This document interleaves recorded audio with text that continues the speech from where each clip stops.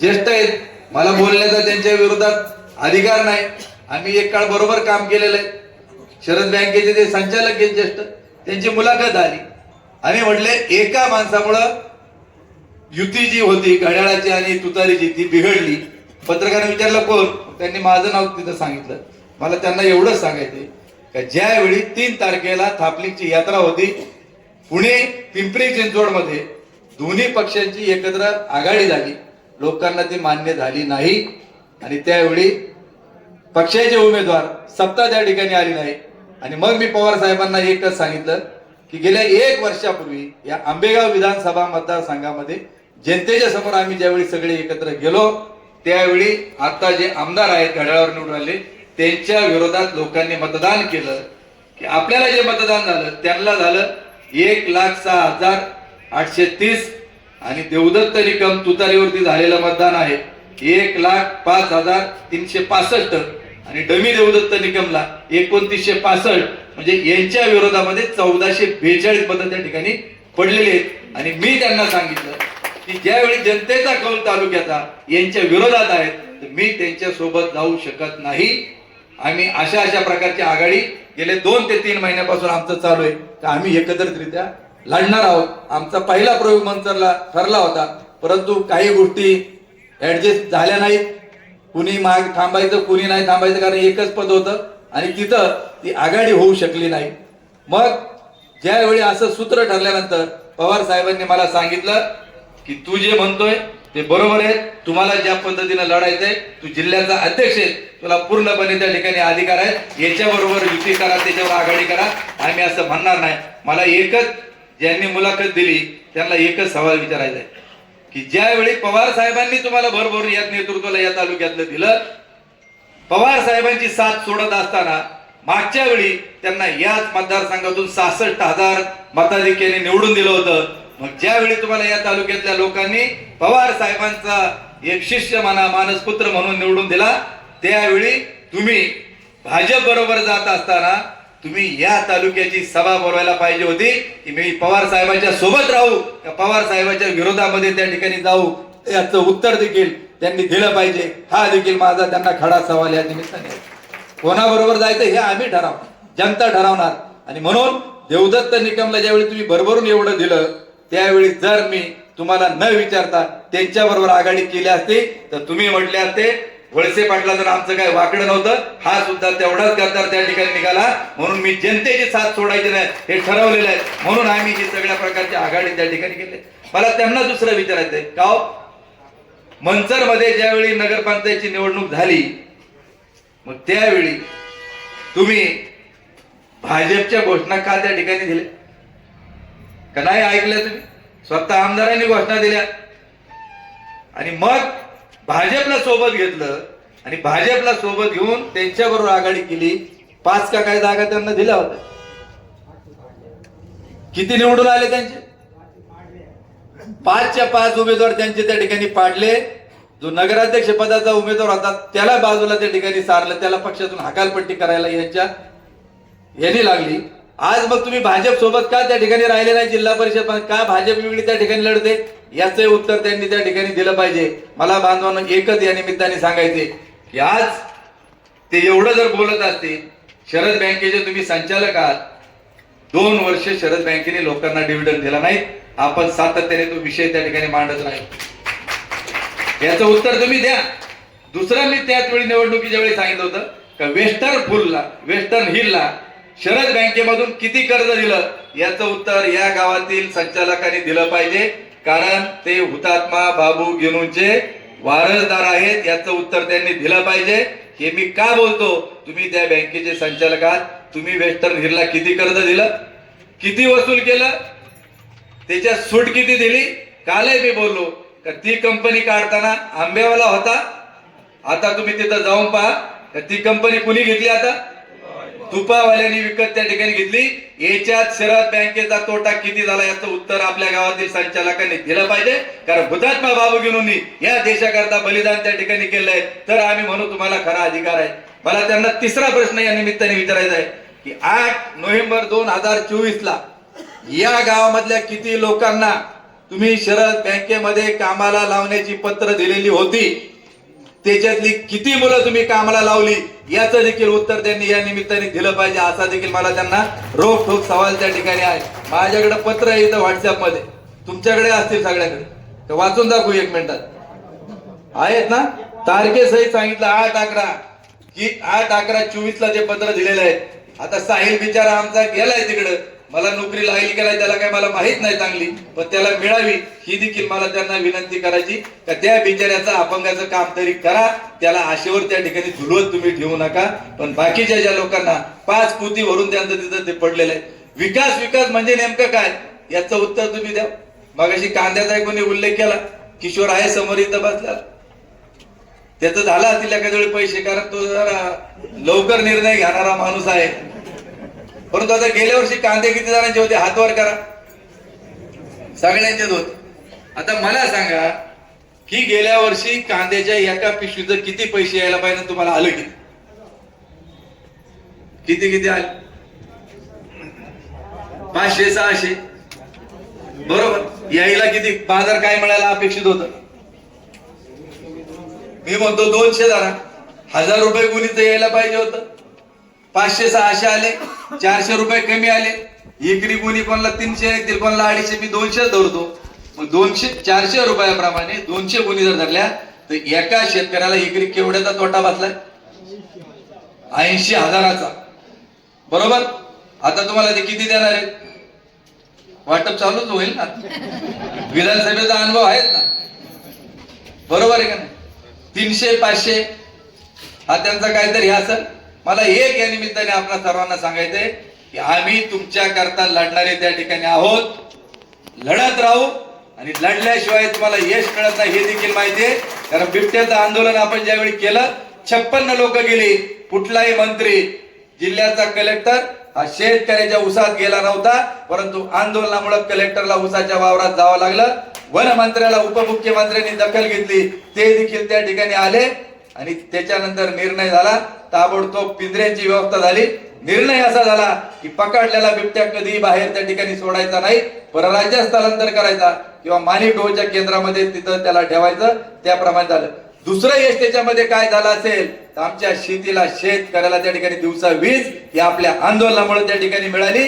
परंतु ही वीज 8 तास नाही तर उद्याच्या काळात 10 ते 12 तास आपल्याला मिळाली पाहिजे, यासाठी आपल्याला देखील त्या ठिकाणी लढायचंय.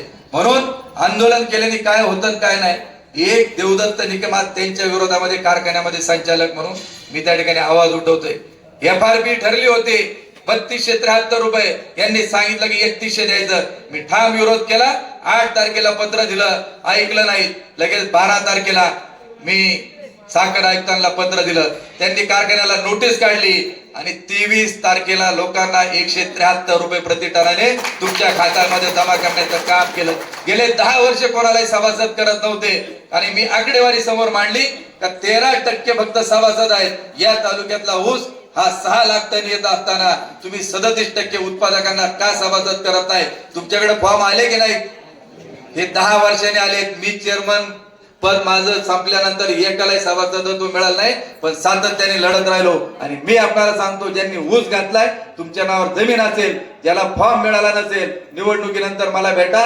उत्पादकाला सभासद करून घ्यायचा राईट हा करून घ्यायचा राईट हा तुम्हाला करून घेतल्याशिवाय शांत बसणार नाही. हे आमचं उद्दिष्ट त्या ठिकाणी. आम्ही लढतो कशासाठी? यासाठी आम्हाला लढायचे. उमेदवारांच्या संदर्भामध्ये त्यांची कारकीर्द सगळीच आहे. आज एक हाती सत्ता आम्हाला त्या ठिकाणी पाहिजे. देवदत्त निकम काय मागत होता? मार्केट कमिटीचं तिकीट मागत होता. मला पदक गळ्यात घालून फिरायचं नव्हतं, कारण मी काम करणारा माणूस आहे. अजित दादांनी देखील सांगितलं की 6 वाजता दादांचा दिवस सुरू होत असायचा. आम्ही झोपा काढणाऱ्यातले त्या ठिकाणी नाहीत, 18 तास लोकांची सेवा त्या ठिकाणी करत राहत असतो. आणि म्हणून मला मार्केट कमिटीचं काम कसं झालं हे मी सांगणार आहे, तुम्ही त्याचे सगळेजण साक्षीदार आहात. का या देशातली पहिली डिजिटल मार्केट आपलं मंचरची झाली, आणि शेतकऱ्याला 40 रुपयात पोटभर जेवण देण्याचं काम आपल्या मंचर मार्केट कमिटीच्या माध्यमातून सुरू केलं. हे म्हणले यांनी कारखाना चांगला चालवला, मार्केट चांगलं चालवलं, उद्या हा आपल्याला त्या ठिकाणी अडचण ठरणार आहे. आणि म्हणून म्हणले नियम काढला माझ्यापासून, एक व्यक्ती. आता कुठं गेला नियम? आता एक व्यक्ती किती पद? आता इथं तर परत रिपीटच आहेत.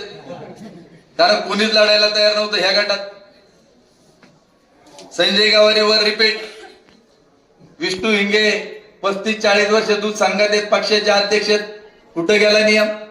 खरेदी विक्री संघाचे इकडं हुले नवनाथराव, तिकडे खिलारी संघात आहेत, त्याच्यानंतर खाली वाळून ते पण संघात आहेत.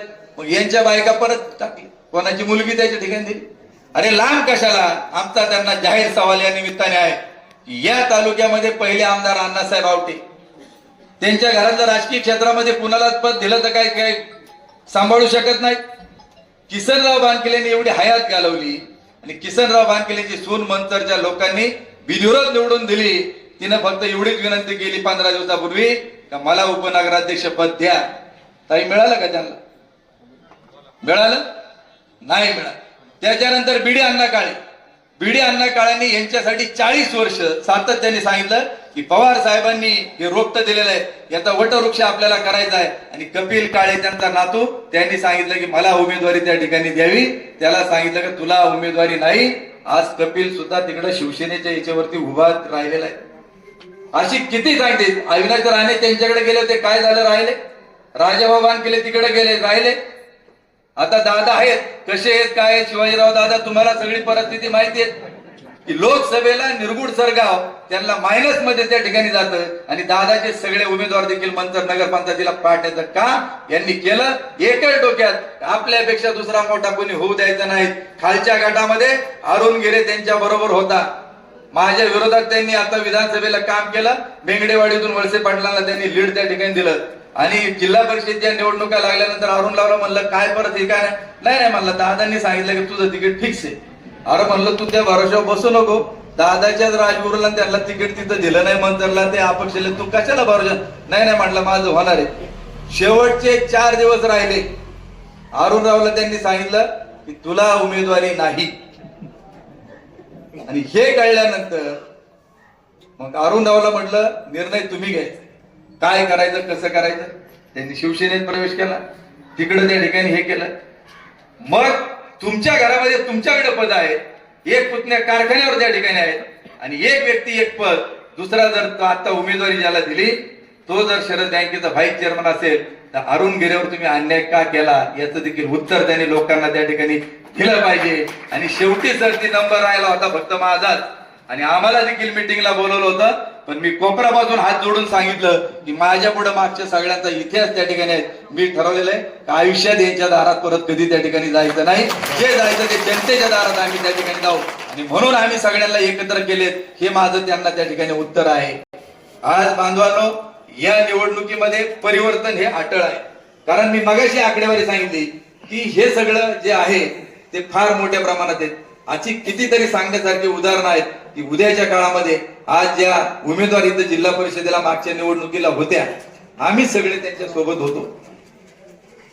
इकडच्या प्रीतीताईंना कळम चांडोलीपर्यंत 1100 मतांनी त्या आघाडीवर होत्या. आणि ज्यावेळी खाली आमची 5-6 गावं सुरू झाली त्यावेळी त्यांचा 1150 मत. सचिनराव तिथं काउंटिंगला आतच होते. चांडोलीपर्यंत आल्यावर ज्यावेळी पिछडे होते त्याला कामच पुशीत होता नव्हता काउंटिंगच्या वेळेस. त्याला म्हणलं दमकाड, ही 5-6 गाव आहे, सगळं नीटनाटक होईल, तू काय काळजी करायचं काम नको. मला आता एवढंच या निमित्ताने सांगायचे की ज्यांना तुम्ही निवडून दिलं, मी आव्हान केले पण मला आजही एक फोटो कोणाचा त्या ठिकाणी मिळाला नाही. मी एवढंच सांगितलं की ज्यांना जिल्हा परिषद सदस्य म्हणून तुम्ही निवडून दिलं, तुमच्या मोबाईल मध्ये तुमच्या घरगुती कार्यक्रमाकरता, सुखाच्या दुःखाच्या गावाच्या कार्यक्रमाकरता त्या जर 5 वर्षात 7 वर्षात कधी आल्या असतील एक फोटो मला त्या ठिकाणी दाखवा. अजून कोणीही मला एक फोटो दाखवलाय. फक्त एक पोस्ट लौकीची त्यांनी सोडलेली होती का इथं भूमिपूजनाला माझ्या समोर त्यांचा फोटो होता. मी त्यांना सांगितलं की तुमचा फोटो याच्यात दिसत नाही, हा लौकीचा कार्यक्रम आहे, तुमचा नंबर पाठवा, तुम्हाला 1000 रुपयाचं बक्षीस मी लगेच पाठवून देतो. पण परत मला काही त्यांनी नंबर त्या ठिकाणी पाठवला नाही.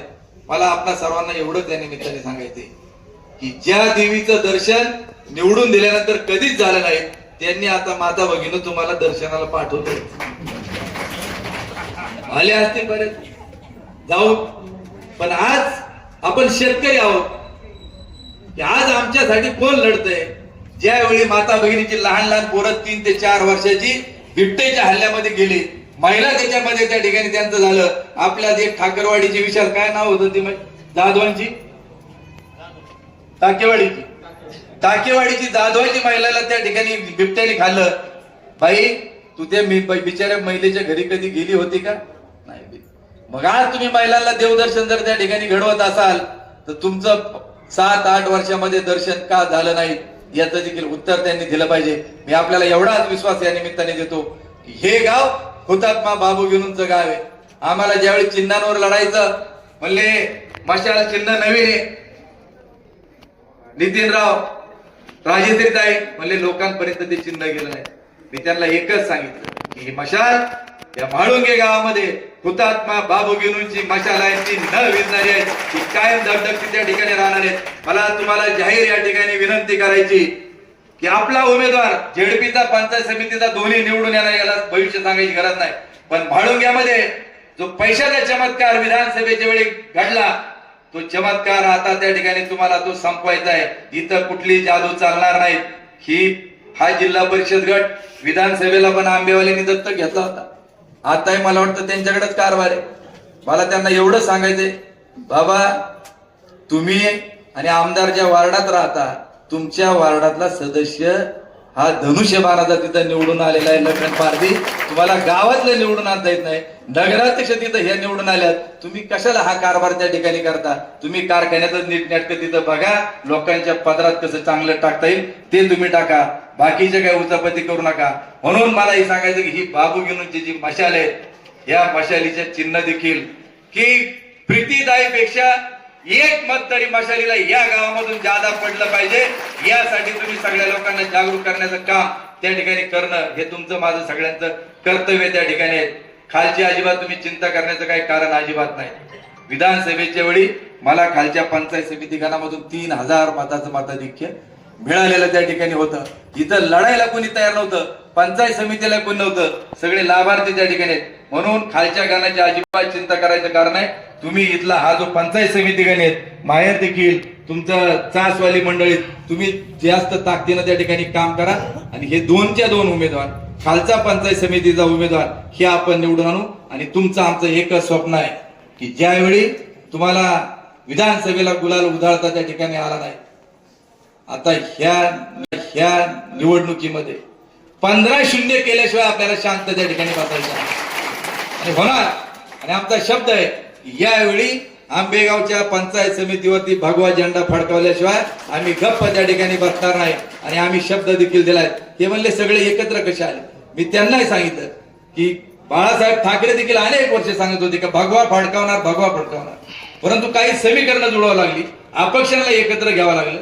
त्यावेळी हे अपुरं असलेलं जे स्वप्न आहे या पंचायत समितीवर भगवा फडकवण्यासाठी आम्ही सर्व एकत्र त्या ठिकाणी आलेलो आहोत. आणि आमचा शब्द आहे की पहिला होणारा सभापती हा त्या ठिकाणी उद्धव बाळासाहेब ठाकरे शिवसेनेचा त्या ठिकाणी असेल. हा देखील शब्द मी सर्वांना सांगितलाय. मी शब्दाला पक्का आहे. माझं काही होईल ते होईल. मी ना मुलीला उभी केली ना बायकोला त्या ठिकाणी उभी केली. मला राजकारणाचा वसा वारसा चालत नाही. जे लढायचंय ते लोकांसाठी त्या ठिकाणी लढायचंय आणि या गावामध्ये आपल्याला गुलाल उधळायचा नाही. माझी एक इच्छा आहे की या गावा एवढा बैलपोळा या पुणे जिल्ह्यामध्ये दुसरा कुठलाही मोठा होत नाही. आणि या चौकामध्ये काय उधळलं जातं?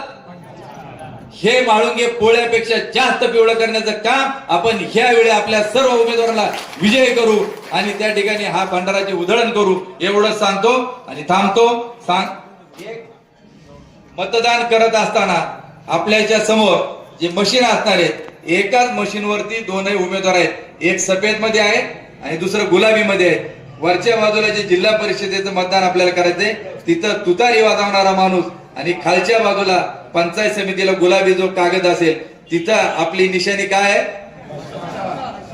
मशाल नवीन आहे तुम्हाला? मग आता जाता जाता एवढंच सांगतो, रामकृष्ण हरी, रामकृष्ण हरी आणि पेटवा.